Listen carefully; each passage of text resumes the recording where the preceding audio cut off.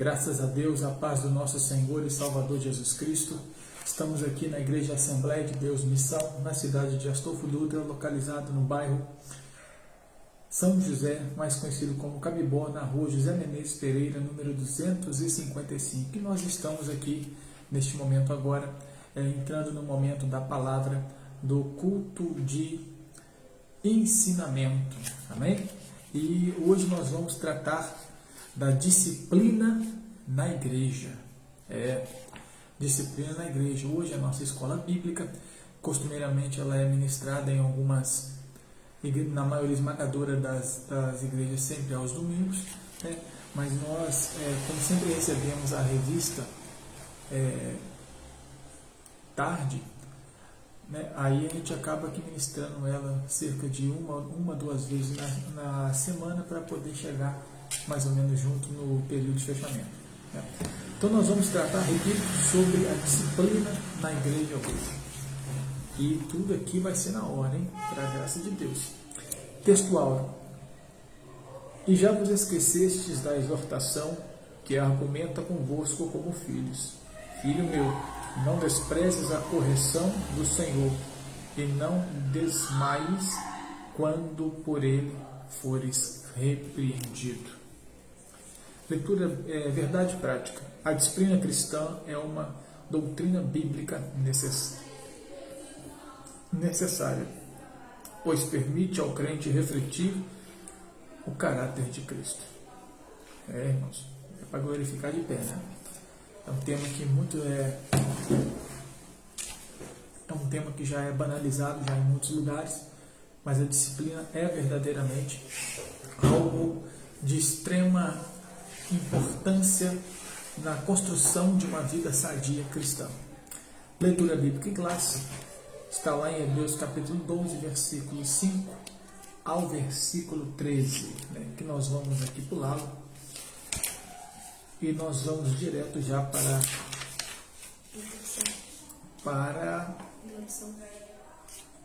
negativo. Nós vamos para o tópico 1. Introdução.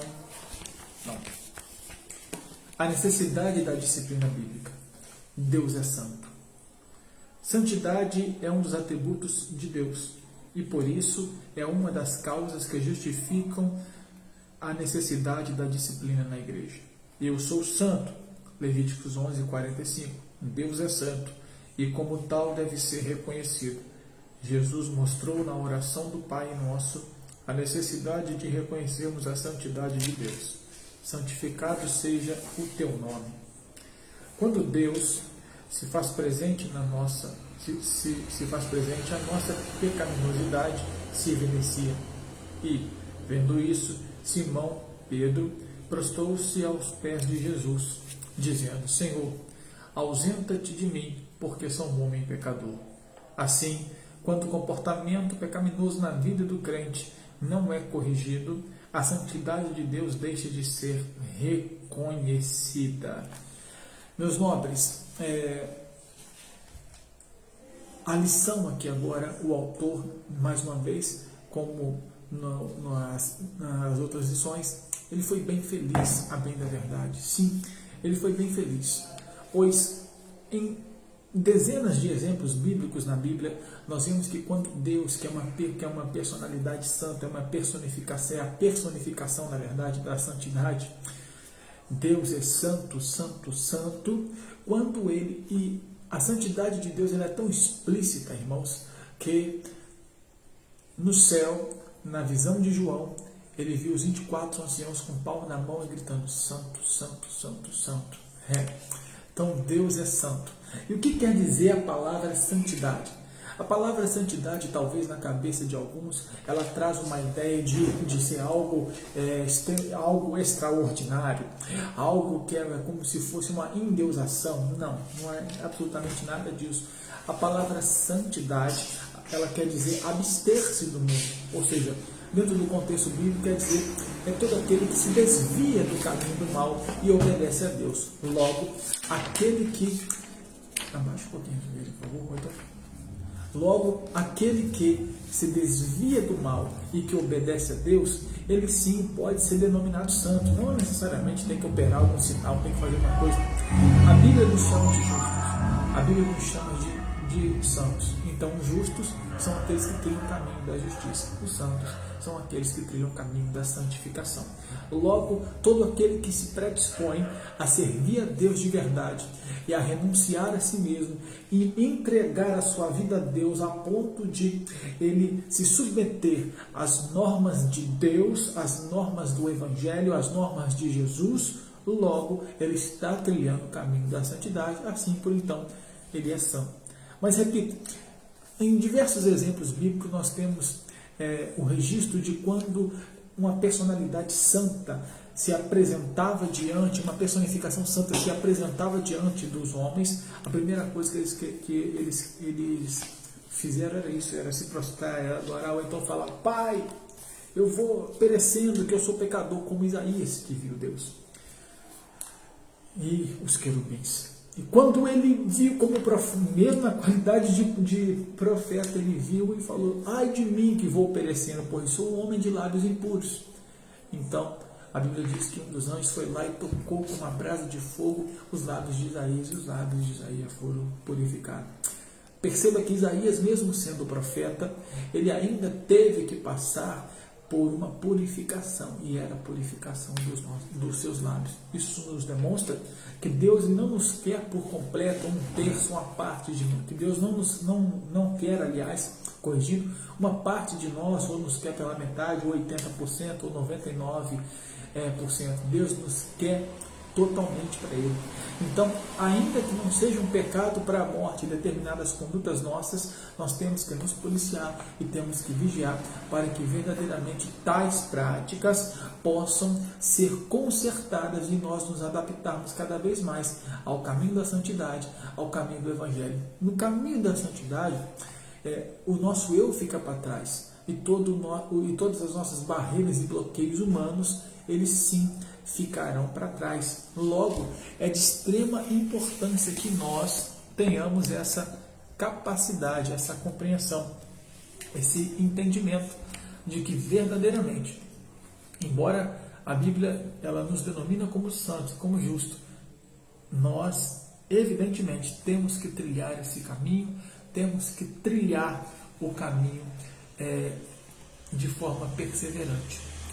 Veja que o autor diz que quando Deus se apresentava, logo a nossa pecaminosidade ela se evidencia. Ou seja, Isaías, quando percebeu que estava diante de uma presença santa, ele entendeu: ai de mim, porque eu já vou perecendo. Ou seja, ele logo identificou, a mente logo identificou aonde estava o erro. Muitas das vezes nós buscamos, clamamos, rogamos e pedimos a Deus para que o Senhor... O som está tudo ok? Vem nos ajudando aí. Mas muitas das vezes nós buscamos, clamamos e rogamos a Deus para que Deus ele nos livre de alguma coisa e não entendemos por que estamos passando por determinadas coisas. Mas se nós buscarmos lá na nossa consciência, ela vai nos mostrar. Ela vai nos mostrar. Não estou falando de uma seta do diabo, onde ele está lançando na sua mente as coisas, indo para cima de você para poder te desvirtuar do caminho de verdade. Estou falando aquilo que a sua consciência, de forma pura, está acusando. Olha, aquilo está legal. Você está. Então, Deus se manifestou, a pecaminosidade do homem se evidencia. Até aqueles que não creem, quando tiverem uma experiência com aquele que é santo, o pecado deles, vão sentir também o pecado deles se evidenciando. 2. A igreja é santa. Deus é santo e a igreja também deve ser. Sede santos porque eu sou santo. Ao formar seu povo, tanto na antiga como na nova aliança, o desejo do Senhor é que ele fosse um povo separado. Na verdade, a palavra grega hagios, traduzida como santo, possui o sentido de separado ou consagrado. Está vendo? É aquilo que nós já tratamos aqui na breve explanação anterior. 3. Quando a igreja não disciplina. Se a igreja, como o corpo de Cristo, deve ser santa, da mesma forma o cristão, como membro desse corpo, deve ser também. A santidade fez parte da identidade do cristão. Logo, a falta da disciplina acaba embotando essa identidade. Surge então a imagem do crente mundano ou carnal. Na verdade, esses adjetivos revelam de fato um crente indisciplinado, alguém que não tratou ou não foi tratado aquilo que acabou se tornando um hábito pecaminoso. Nesse sentido, a falta de disciplina acaba destruindo o limite entre o sagrado e o profano. Portanto, uma igreja que não disciplina seus membros torna-se mundana. Para não ficar só nas palavras do autor, palavras essas pelas quais eu incorporo, sim, eu creio em todas elas, incorporo com essas palavras do autor. E nós temos, a bem da verdade, um evento bíblico que está, vários, mas um que é bem evidente, está registrado ali em 1 Coríntios, capítulo de número 5, quando o texto narra um acontecimento que era bastante horrendo. Trata-se de um momento em que havia alguém na igreja de Coríntios que estava saindo com a mulher do próprio pai. Ou seja, alguns, como eu, acreditam ser essa mulher a madrasta. Outros acreditam ser essa mulher a própria mãe dele. Então, ou seja, o incesto estava sendo praticado. Logo, meus irmãos, quem crer ser a mãe, quem crer ser a madrasta, não vai influenciar em nada a nível de salvação ou a nível de prejuízo ou então de benefício. Uma vez que a Bíblia Sagrada, ela está, meus amados irmãos, ela não está afirmando de forma explícita se era mãe ou se é a madrasta, Logo, meus irmãos, nós temos que entender, esse é aquele tipo de diferença que se um crer que é a mãe ou se outro crer que é a madrasta, não lhes acarreta prejuízo algum, porque a Bíblia, ela não determinou, ela não deu um ponto final quanto a quem seria de fato aquela figura. Mas o que estava atormentando, na verdade, o povo, aos olhos de Deus, era exatamente o pecado. Isso eu estou falando, irmãos, não no sentido de que o povo estava tendo grande peso, estava sofrendo grandes coisas, não. Eu estou falando que a comunhão de Deus para com o povo estava sendo atormentada, estava sendo abalada por conta disso. Pois onde há o pecado, não há Deus. Ele é justo, ele pratica a justiça, ele é o Deus santo, santo, santo, logo ele é imaculado. Nesse contexto, irmãos, nessa diapação, perceba, a igreja de Corinto, a sua liderança, os obreiros da época, as pessoas que tinham vozes ativas na igreja, talvez por um pensamento antropocêntrico, não, vamos orar, vamos orar, coitado, a gente não pode introduzir a disciplina, porque senão nós vamos jogar essa alma para o mundo, vamos fazer carinho no pecado, talvez por um pensamento tão profano e derrotado como esse, e antropocêntrico, eles não agiram. E logo Deus inspira o apóstolo Paulo, que trata com a igreja nesse sentido, e ainda diz as seguintes palavras: como é que essa pessoa que está praticando tal ato que nós não ouvimos falar nem entre aqueles que não servem a Deus, que acontece, alguém que abuse da mulher de seu pai ou que se deite com a mulher de seu pai, como é que pode isso acontecer e vocês não fazem nada, e vocês nada fazem? Ou seja, o pecado estava acontecendo dentro da igreja. Eu sempre digo, quando eu prego sobre isso, a carta de Paulo aos Coríntios é a única carta que nela está mensurada os 9 dons espirituais e também o dom do amor. Perceba, meus amados irmãos, a igreja em que aparentemente tinha-se grande número de dons, qualquer um que chegasse nela poderia pensar: nossa, aqui é uma igreja explosiva, igreja santa, igreja isso, igreja aquilo, mas não é uma igreja que tinha um barulho seco, vazio, sem unção. Havia um barulho, mas não havia de fato um tratamento bíblico. Por isso é que eu sempre digo, irmãos, existem muitas igrejas que, se o pastor, o líder, ele resolver abrir a Bíblia e ensinar verdadeiramente, muita gente vai sair. Os irmãos estavam lá. Princípios bíblicos sendo quebrados. Os irmãos ali estavam. E ninguém estava agindo. O pecado estava no meio deles. Ninguém estava agindo. Ninguém estava fazendo absolutamente nada. E Deus inspira o apóstolo Paulo e ele fala: como é que vocês estão inchados no vosso entendimento? Olha só o que aconteceu ali. Homens, o cara está saindo com a mulher do próprio pai. Mas eu, ausente na carne e presente no Espírito, já pronuncio a minha sentença, que o que praticou tal ato seja entregue a Satanás para a destruição da carne, a fim de que o Espírito seja salvo no Senhor. A ideia dessa última parte agora é tratar no sentido de que ele seja entregue ao diabo para que sofra, para que entenda verdadeiramente o que é, para que seja punido, entenda verdadeiramente o que é o verdadeiro Evangelho, e assim retorne com santidade e o Espírito seja salvo no dia do Senhor. Claro que eu não estou esgotando agora esse tema dentro do contexto dessa interpretação. Ainda assim, também não estou, meus amados irmãos, colocando um ponto final a essa interpretação, pois é um texto que atrai sobre si muito debate. Mas é importante nós observarmos que o núcleo a igreja não agiu, a igreja não disciplinou.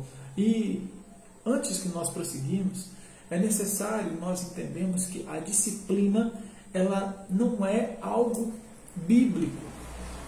A disciplina que é aplicada nas igrejas hoje não é algo bíblico, tá? A disciplina aplicada nas igrejas hoje é um instrumento criado pela própria igreja, né? Porque se nós formos observar bem, o apóstolo Paulo ele determina que haja exclusão da pessoa que está praticando tal ato, que ele seja removido do meio do povo de Deus. Então, a ordem, a bem da verdade, o instrumento que nós temos, a Bíblia, lá consagrando nesse contexto, é exatamente a exclusão. Porém, a disciplina é um instrumento criado pela igreja e o propósito da disciplina é, a primeira coisa, mostrar para o mundo, mostrar para os que estão de fora que a igreja não foi e não é e não pode ser conivente com pecados alheios. Segundo, mostrar para a igreja, para a membresia, que o ministério, que a diretoria da igreja também não foi conivente com os pecados alheios. Terceiro, mostrar, meus amados irmãos, ensinar aquele que pecou, aquele que caiu, a verdadeiramente entrar no céu. Isto é, toda justiça tem que ser acompanhada pela misericórdia. Logo, ao disciplinado, ele não é abandonado na igreja. Ao disciplinado, isto é, aquele que escolheu, entendeu que pecou, se arrependeu e entendeu que falhou diante de Deus, ele sim vai ser assistido pela igreja. Haverá culto na casa dele, haverá toda assistência e um prazo onde ele não vai tocar, onde ele não vai participar da ceia, não vai tocar nas coisas, não vai ter oportunidade, etc. Então, esse instrumento, essa disciplina é algo criado por nós, os homens. Porque diante disso, o que a Bíblia nos ensina, a bem da verdade, é a exclusão. E essa disciplina foi criada com o objetivo de ser um instrumento que anteceda a exclusão. E quando o pecado ele torna-se quanto mais costumeiro, tradicional, né, não há outra alternativa senão, evidentemente, fazer a exclusão. E isso não é só para o membro, só para aquele membro pequenininho da igreja, não. Isso é para o mais rico ao mais pobre, para o preto, para o branco, para o pardo, para a loura, para o cabeludo, para o careca. Isso é para todos, exatamente todos, seja membro ou ministério. A exclusão cabe a todos. Ah, mas eu conheço a igreja lá que o cara lá é da família, não vive no pecado e o pessoal afasta um pouquinho ele lá e daqui a pouco ele já está membro de novo. Meu irmão, estou te mostrando o que a Bíblia diz, o que a Bíblia ensina. Se em determinados lugares não está sendo cumprido esse princípio bíblico, darão conta a Deus. Disso nós não podemos ter dúvidas, mas o que está diante de nós, aos olhos bíblicos, é exatamente isso. Outro sim, meus amados irmãos, é necessário que nós entendamos também que sim, a igreja não pode ficar inerte diante do pecado. A igreja tem que agir. E a justiça tem que ser acompanhada da misericórdia.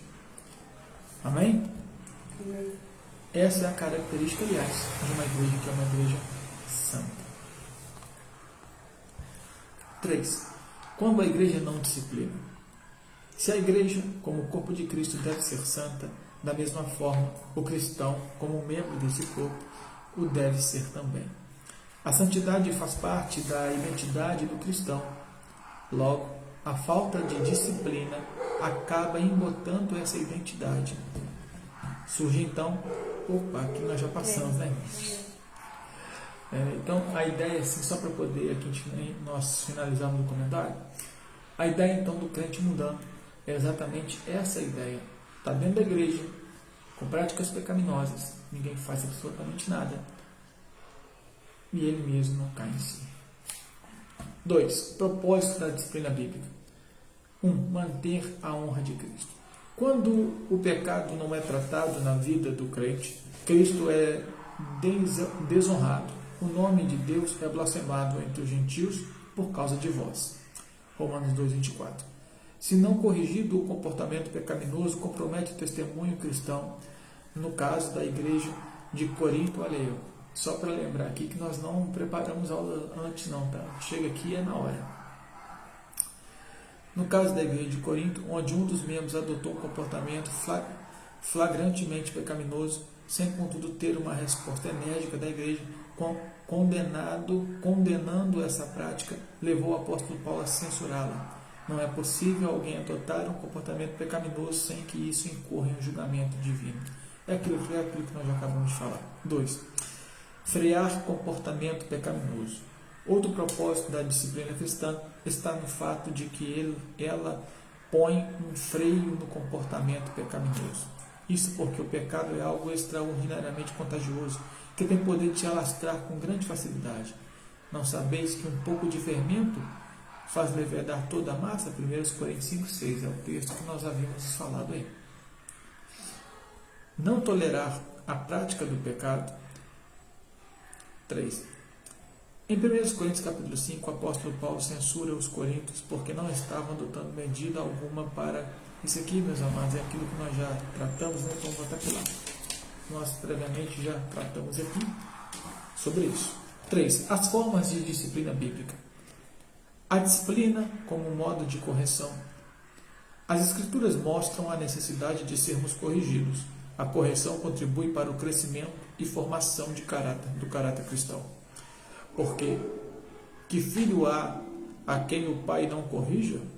Todos os crentes, de alguma forma, tiveram a necessidade de ser corrigidos em algum momento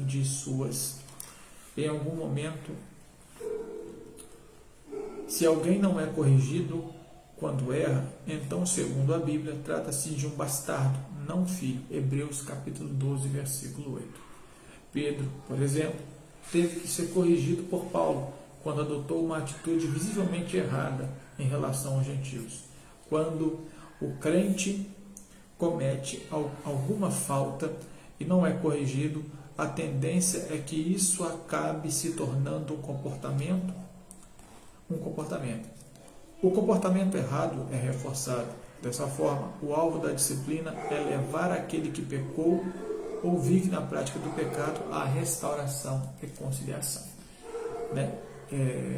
Perceba que todas essas referências que o autor está usando, que está mesmo, e ele está indo, aliás, na mesma diapação que nós aqui apresentamos nas explanações anteriores acerca de Coríntios, mas note que tudo isso que ele está falando aqui, citando essas referências, trata-se do resultado que nós queremos que sim tenha na disciplina. Mas repito, a forma dessa disciplina, quanto à sua metodologia, é um instrumento criado pela igreja. 2. A disciplina como forma de restauração. A palavra grego catartizo, traduzida aqui como encaminhai o tal, significa na verdade restaurar. É usado em Mateus para se referir aos reparos das redes de pesca. O sentido, portanto, é fazer com que a pessoa atingida pelo pecado seja restaurada ao seu anterior estado de bem-estar com Deus. Da mesma forma que uma rede de pesca volta à sua utilidade após ser consertada. Nesse aspecto, dizemos que a disciplina cumpre o importante papel de restaurar o ferido, conforme a instrução do apóstolo Paulo à igreja de Corinto, para que restaurasse o faltoso à comunhão. Irmãos, percebam aqui agora que o autor está dizendo que tem que ser consertado tal como uma rede e volta à sua utilidade de pescaria. O cristão que pecou também tem que estar em estado de conserto para com Deus, para que assim ele possa ter uma utilidade. Mas você pode me perguntar, mas eu conheço um monte de gente que tem a vida toda torta e é muito usado por Deus. Bom, acredito em você, não duvido nem um minuto disso. Nem uma vírgula eu duvido disso, mas nenhuma vírgula eu duvido disso mesmo. Mas perceba, meus irmãos, que o dom não é para a salvação. Lembram das palavras de Jesus naquele dia? Muitos vão dizer: Senhor, em teu nome não pequei, em teu nome não profetizei, não orei, não operei maravilha. Eu sempre friso quando uso isso. Os irmãos sabem o que é operação de maravilha? É acima de cura divina. Tipo, você orar por alguém que não tem olho, o olho da pessoa aparecer. Então é acima de cura divina. Logo, por esse texto, nós vemos sim que tais pessoas podem até serem usadas, mas não serão salvas. E outro motivo pelo qual às vezes também Deus usa essas pessoas é que eles têm coragem e saem para o campo. Enquanto que aqueles que estão consertados, ao ver um sistema que pode até mesmo ser prejudicial, ou um sistema religioso que pode fazer com que a gente fique triste, acabamos que por desanimando, dando uma bicuda em tudo, e só queremos ficar de boa e curtindo aquilo que é melhor para nós, curtindo só viagem, curtindo só um bom churrasco. Eu gosto de viajar, eu gosto de churrasco, mas não estou demonizando isso. Mas eu estou falando que deixem de exercer o seu poder de polícia profético dentro da igreja, porque estão vendo pastores fazendo coisas que não provém de ti, que não provém de Deus, que estão vendo a igreja sendo tratada e levada como se fosse um negócio e ninguém faz absolutamente nada. Uns é todo o rigor da Bíblia, para outros é passando a mão na cabecinha. Não sei se talvez seja isso por interesse financeiro, mas é extremamente necessário nós entendermos e percebermos que não devemos desanimar. Martin Luther King, a qual tenho muitas controvérsias com a história, eu não vou entrar no mérito disso daqui agora, mas irmãos, a frase que ele diz, a famosa frase que ele fala é verdade. Não é o barulho dos maus que nos assusta, que me assusta, é o silêncio dos bons, aqueles que são sinceros, aqueles que dão a vida pelo Evangelho, como diz aquele hino, e lutaram na frente, foram feridos, e agora como soldado ferido estão lá, desanimados, parados, em estado de repouso, quando do momento de exercer seus poderes de polícia. Mas como o hino diz, essa é a minha oração nesse momento, que o bálsamo de Deus esteja sobre você, homem de Deus, mulher de Deus, que sim, é sincero, é valente, mas foi ferido e então desanimou. Não desviou, está dentro da igreja, vai em todos os cultos, mas quando chega a hora de lutar contra o pecado, não aguenta mais, não quer mais. E você já deve ter percebido que está caminhando para um abismo. Aos poucos para de pregar, para de ser obreiro, daqui a pouco para de pregar, daqui a pouco para de orar, daqui a pouco está em estado de morno dentro da igreja e o destino ser vomitado. Mas nesta noite, em nome de Jesus, nós repreendemos esse desânimo sobre a sua vida e profetizamos o bálsamo de Deus. E o soldado que está ferido vai ser recuperado e vai levantar para poder lutar mais uma vez pelo Evangelho do Reino. Amém? Então nós estamos agora adentrando no 3, né? A disciplina como modo de exclusão. Esse tipo de disciplina é também conhecido como, só lembrando, você pode deixar sua pergunta, pode deixar sua resposta ao seu comentário, mesmo que seja depois, perceba, mesmo que seja depois da transmissão dessa live. Pode deixar a sua pergunta, seu comentário, que no momento oportuno nós iremos responder. A disciplina como modo de exclusão. Esse tipo de disciplina é também conhecido como... Alguma dúvida aqui? Não. Não? Esse tipo de disciplina é também conhecido como cirúrgica. Isto porque o membro é cortado do corpo de Cristo. Tirai, pois, dentre vós a esse iníquo. Nesse caso, há um desligamento e não apenas um afastamento da comunhão. Já tratamos sobre isso já, né, irmãos? Em verdade vos digo que tudo o que ligares na terra será ligado no céu, e tudo o que desligares na terra será desligado no céu. Assim, o indivíduo perde a condição de membro pelo desligamento, já que o Senhor disse que ele passa a ser considerado gentil e publicano. Gentil aqui, irmãos, deixa eu só esclarecer aqui, não é uma confusão que eu mesmo já fiz, né? Gentil com gentis, né? Não é aquela pessoa branda, calma, benigna, não. O gentil aqui, dentro do contexto do grego e também do hebraico, convergem no sentido de serem aquelas pessoas que não servem a Deus. Entendeu? Esse desligamento corta vínculo da comunhão entre o membro e a igreja. Não há, portanto, mais vínculo entre o crente excluído por esse processo disciplinar e a igreja que fazia parte. Então aqui o autor está abordando a disciplina como uma forma de... a exclusão como uma forma de disciplina, ou a disciplina como a exclusão, né? Mantenho aquela diferenciação que fiz entre as duas, no sentido da disciplina que é aplicada nas igrejas ser um instrumento criado pela própria igreja, mas é bem da verdade que a exclusão também é uma forma de disciplinar. Irmãos, estamos então rapidamente chegando à conclusão, hein? Conclusão. Nesta lição vimos o valor da disciplina cristã sobre diferentes aspectos. A disciplina se mostra necessária quando sabemos que Deus é santo e exige que seu povo seja santo. Portanto, por outro lado, a disciplina também cumpre os propósitos de Deus, quando ela conduz o cristão a se conformar com o caráter de Cristo. Uma igreja indisciplinada, portanto, perdeu o bom cheiro de Cristo. E aí? O que foi ensinado aqui é bíblico? Concorda, discorda? Lance aí nos comentários. Tá bom, irmãos? Eu aproveito para te convidar também para estar seguindo o nosso canal no YouTube, que está em constante crescimento. É o melhor, um lento crescimento, que é o canal Júnior Claudiano. Te convido também a estar sempre participando das nossas lives, que ela é participativa, você pode lançar sua dúvida, sua pergunta, né? E que nós vamos aprender juntos, eu com vocês comigo e todos com Jesus, tá bom? Sexta-feira, aqui na nossa igreja, culto de oração com as irmãs, e domingo, culto de missões a partir das 19h30. Amém? Gratidão, que Deus vos abençoe. Não vou me despedir de vocês antes de orar.